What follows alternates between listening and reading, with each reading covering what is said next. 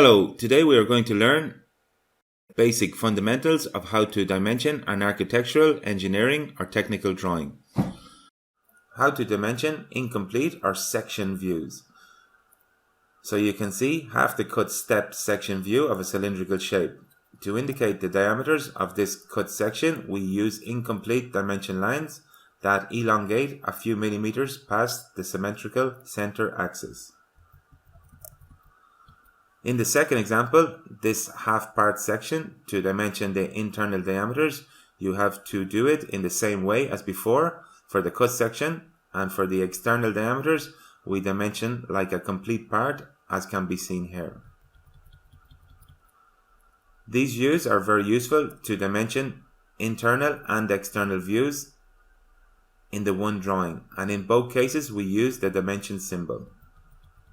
I hope you find this helpful. Please press like and subscribe to our YouTube channel. Until the next video, thank you. Bye bye.